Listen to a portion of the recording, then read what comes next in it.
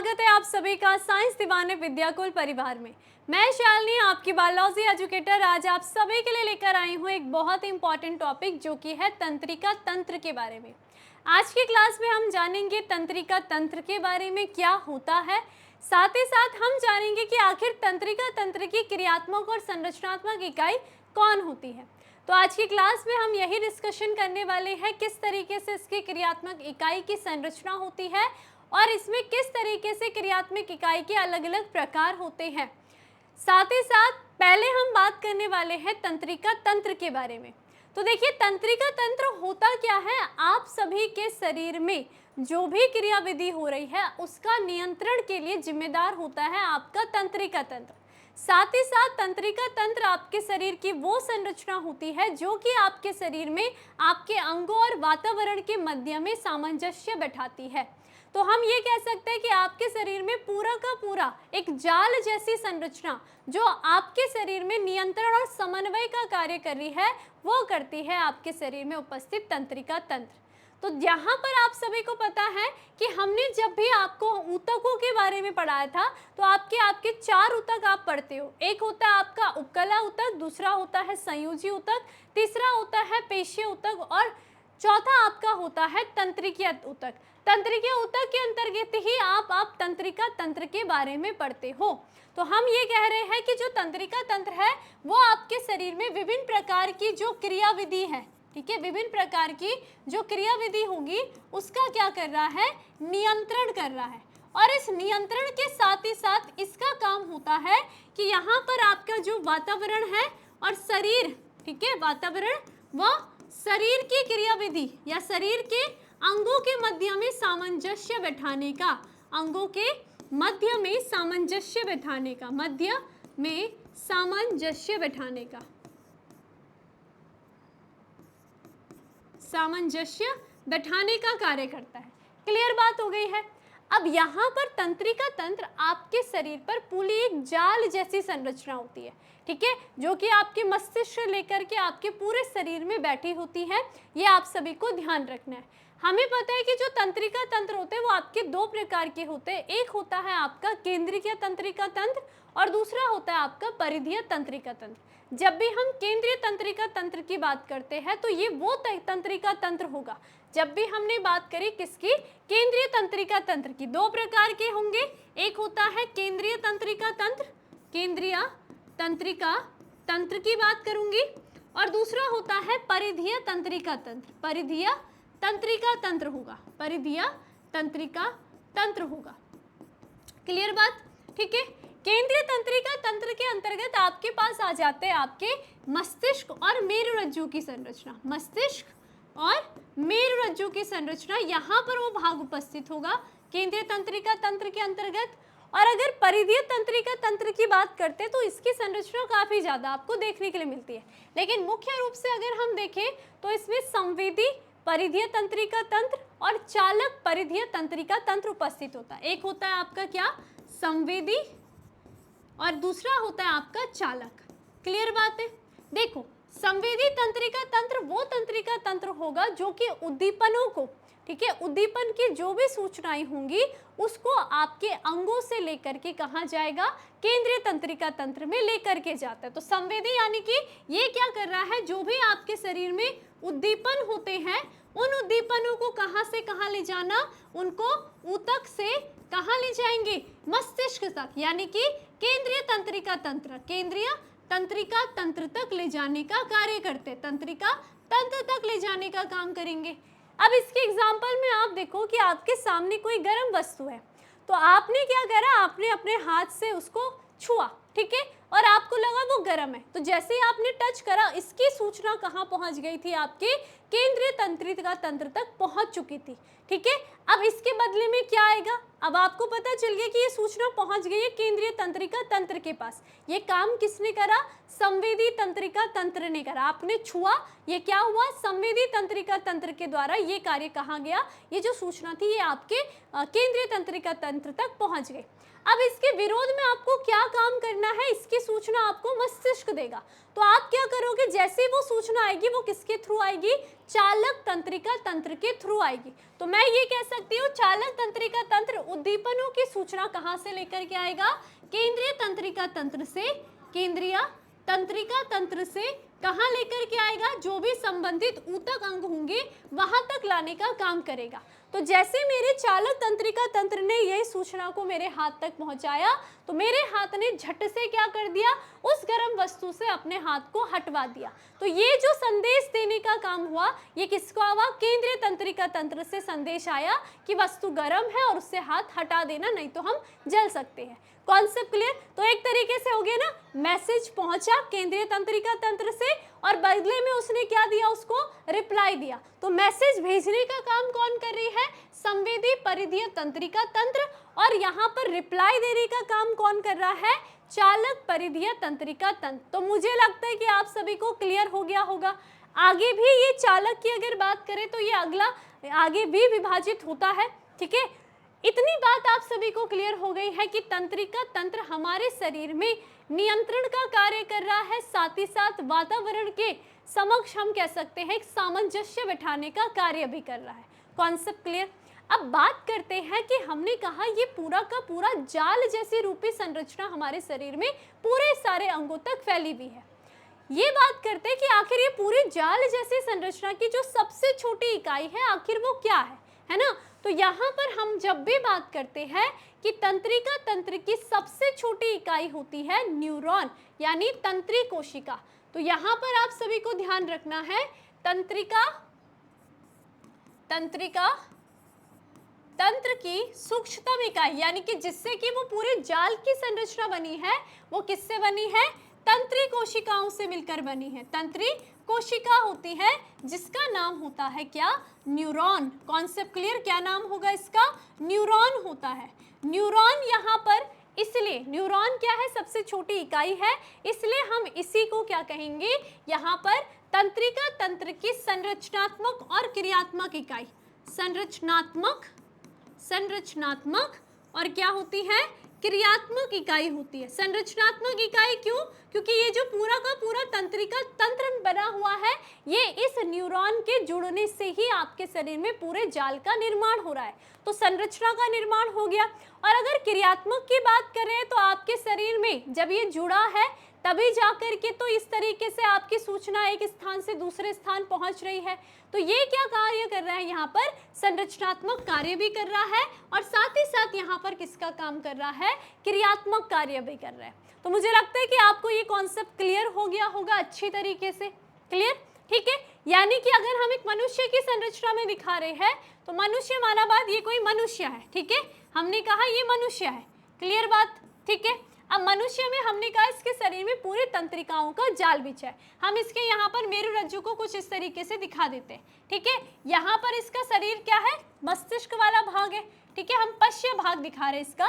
तो ये आपका क्या आ गया, इसका मस्तिष्क का भाग आ गया है। मस्तिष्क के भाग से कौन जुड़ा है, मेरुरज्जु जुड़ी है। तो ये जो मस्तिष्क और इसका ये जो मेरुरज्जु है, ये केंद्रीय तंत्रिका तंत्र है, ठीक है। अब यहाँ से देखो ये केंद्रीय तंत्रिका तंत्र है, उसके बाद इसमें जो भी तंत्रिकाएं होंगी ये इस तरीके से पूरे शरीर के सभी अंगों तक पहुंची हुई है। तो ये परिधीय तंत्रिका तंत्र है। जैसे उसने देखो क्या करा, जैसे किसी वस्तु पर हाथ लगाया वैसे ही संवेदी तंत्रिका तंत्र ने इस सूचना को यहाँ केंद्रीय तंत्रिका तंत्र से होते हुए कहाँ पहुंचाया, मस्तिष्क तक पहुंचाया। मेरुरज्जु और मस्तिष्क सम्मिलित हुए और वैसे ही सूचना वापस कहाँ आ जाएगी, आपके संबंधित अंग तक चालक परिधीय तंत्रिका तंत्र के द्वारा आ जाती है। अब बात करते हैं यहाँ पर न्यूरॉन की। तो न्यूरॉन कैसे, न्यूरॉन माना बात, हमने कहा न्यूरॉन इस तरीके से आपस में जुड़ करके, एक न्यूरॉन के पास दूसरा एक इस तरीके से जुड़ करके क्या कर रहे हैं, पूरे तंत्रिका जाल का निर्माण करते हैं। अब बात करेंगे हम किसकी, कि आखिर ये जो आपकी संरचनात्मक और क्रियात्मक इकाई होती है इसकी संरचना कैसी होती है। तो चलिए इसकी संरचना की हम बात करते हैं। न्यूरॉन की संरचना यानी तंत्री कोशिकाओं की संरचना किस प्रकार से होती है। क्लियर, तो चलिए देखते हैं। सबसे पहले आप सभी को याद रखना, ये जो न्यूरॉन की संरचना होती है ये 3 भागों से मिलकर के बनी होती है, ठीक है। एक होती है इसमें कोशिकाएं भाग, ठीक है, कौन सा भाग होता है, कोशिकाएं भाग होता है। क्लियर, दूसरा जो भाग होता है उसे हम कहते हैं यहाँ पर दूसरा द्रुमाक्ष भाग, द्रुमाक्षीय भाग होता है जिसे हम डेंड्राइट भाग कहेंगे। तीसरा जो होता है इसमें होगा ये तंत्रिकाक्ष का भाग, तंत्रिकाक्ष का भाग जिसे हम एक्सॉन कहते हैं। क्या आपको इतनी बात क्लियर हुई? पहला कोशिकाएं भाग होगा, दूसरा द्रुमाक्षीय भाग होगा, डेंड्राइट भाग होगा और तंत्रिकाक्ष यानी कि एक्सॉन भाग होता है।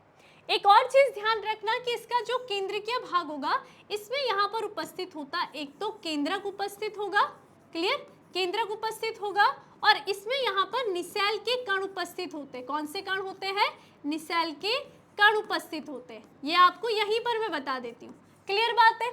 उसके बाद द्रुमाक्ष भाग मैं आपको बताऊंगी। उसके बाद तंत्रिकाक्ष भाग की बात करते हैं तो तंत्रिकाक्ष भाग भी अलग अलग प्रकार के होते हैं। आपके अलग अलग अंगों के लिए ये तंत्रिकाक्ष अलग अलग होते हैं। जैसे कि तंत्रिकाक्ष में मेन रूप से आप देखोगे यहाँ पर श्वान कोशिकाएं होती है, श्वान कोशिकाएं होंगी और साथ ही साथ यहाँ पर एक आवरण उपस्थित होता है जिसे हम माइलिन का आवरण कहते हैं, ठीक है, माइलिन आवरण या आच्छाद उपस्थित होता है। क्या आपको इतनी बात क्लियर हो गई है? बताओ जरा, कॉन्सेप्ट क्लियर? अब इन्हीं सारी संरचनाओं को हम देखते हैं किसमें? डायग्राम में, कि डायग्राम में ये तंत्रिका, जो आपकी तंत्रिका कोशिका है, आखिर इसकी संरचना कैसी दिखाई देती है। तो स्पष्ट रूप से अगर हम डायग्राम बनाते हैं तो मैंने कहा पहले हम 3 भागों को दिखाएंगे आपकी तंत्रिका कोशिका की। तो वो 3 भाग आपके कुछ इस तरीके से, सबसे पहला भाग आपका ये आ जाता है, किसका? ये आ जाएगा आपकी, ये आएगा किसका? कोशिकाएं का। कोशिकाएं का हमने ये भाग बना दिया, क्लियर। कोशिकाएं में मैंने आपको क्या कहा? कोशिकाएं में उपस्थित होता है न्यूक्लियस, क्लियर, न्यूक्लियस प्रेजेंट होगा और इसमें आपको क्या दिखाई देंगे? निसेल के कण दिखाई देते हैं। किसके कण दिखाई देंगे? ये जो आपको संरचना दिखाई दे रही है ये किसकी संरचना होगी? निसेल के कणों की संरचना होगी। Concept clear? ठीक है, ये क्या है? निसेल के कण है। तो हम यहाँ पर लिख देते हैं कि ये बना आपका किसकी संरचना? केंद्रक की संरचना, ठीक है। और ये जो आपकी कोशिकाएं भाग में है, ये जो कण आपको दिखाई दे रहे हैं ये निसेल के कण है, निसेल के कण उपस्थित है। ये कॉन्सेप्ट आपको क्लियर हो गया होगा। अब दूसरी संरचना कौन सी थी? द्रुमाक्ष की संरचना यानी डेंड्राइट की संरचना। तो ये कुछ इस तरीके से हम बनाते हैं कि इसमें जो यहाँ पर आपके द्रुमाक्ष की संरचना होती है ये कुछ इस तरीके से है, ठीक है। इस तरीके से किससे निकले हुए हैं? ये आपकी तंत्री कोशिकाओं से निकले हुए हैं। कोशिकाएं भाग से इस तरीके से, जो कि उद्दीपनों को ग्रहण करेंगे, इनकी संरचना कुछ इस तरीके से रहती है, ठीक है। ये यहाँ पर हम दिखा देते हैं, क्लियर बात है। तो ये जो संरचना आपने को दिखाई दे रही है ये होती है आपकी द्रुमाक्षीय की संरचना, क्लियर, जिसे हम डेंड्राइट कहते हैं। Concept clear? तो 2 भाग आपको दिख गए, एक भाग आपका कोशिकाएं का भाग आपको दिख गया है और दूसरा भाग आपका द्रुमाक्ष का भाग दिख गया है, क्लियर, ठीक है। अब इसमें एक सिरा होता है जिसे हम तंत्रिकाक्ष कहते हैं। तो ये आ जाता है आपका यहाँ से, ये जो संरचना आप देख रहे हो निकली हुई, ये होती है किसकी संरचना? तंत्रिकाक्ष की संरचना, इस तरीके से, क्लियर। तो ये संरचना तीसरी आ गई, तंत्रिकाक्ष की संरचना, क्लियर। तंत्रिकाक्ष यानी कि इसको हम क्या कहेंगे? एक्सॉन सिरा कहते हैं।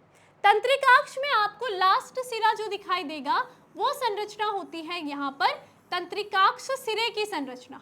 इस संरचना को हम क्या कहेंगे? तंत्रिकाक्ष सिरा कहते हैं, तंत्रिकाक्ष सिरा कहते हैं, क्लियर बात है। तंत्रिकाक्ष सिरा कहेंगे, क्लियर, इतनी बात क्लियर है, ठीक है। जब हम तंत्रिकाक्ष शिरा की बात करते हैं तो आपको ये संरचना दिखाई दे रही है, पुटक जैसी संरचना, है ना।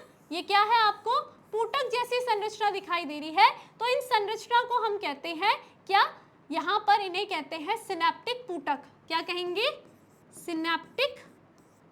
सिनेप्टिक पुटक कहते हैं, क्लियर, सिनेप्टिक पुटक कहते हैं।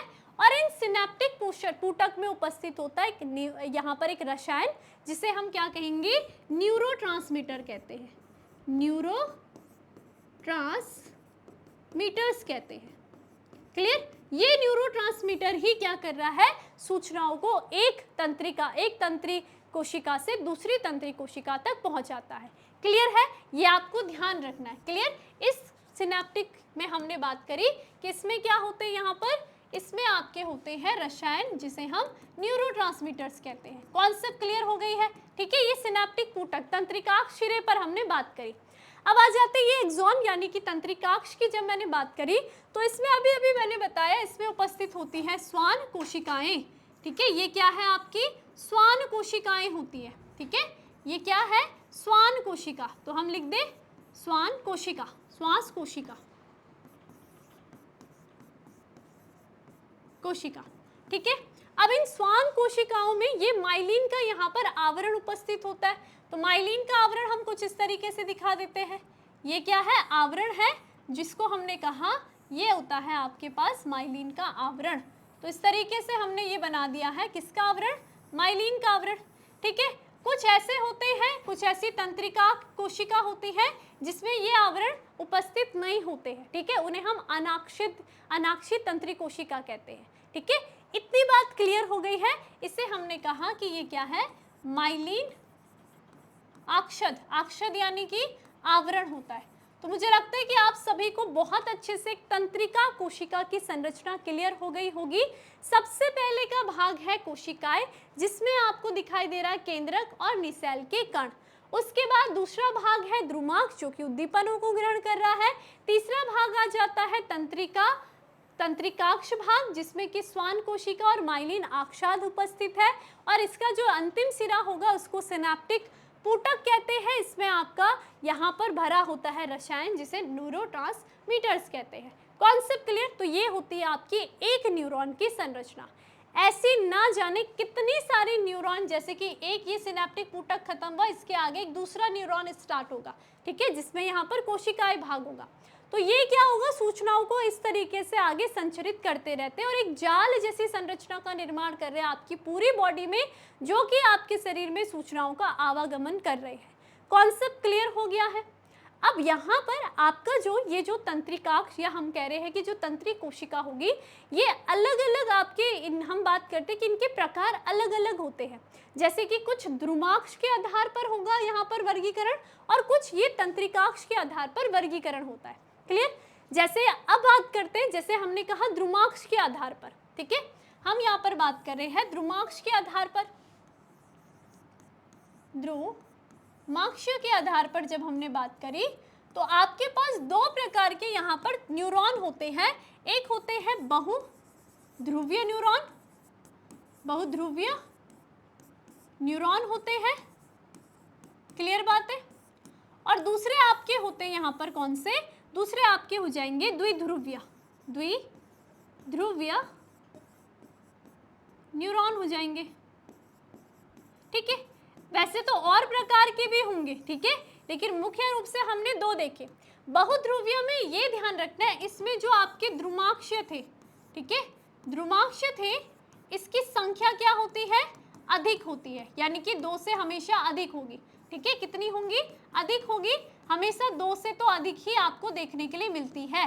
क्लियर बात है? ठीक है, 2, 4, 5, 6, 2 से अधिक आपको देखने के लिए मिलेगी, इसलिए हमने इसको बहुध्रुवीय द्रुमाक्ष कहा है।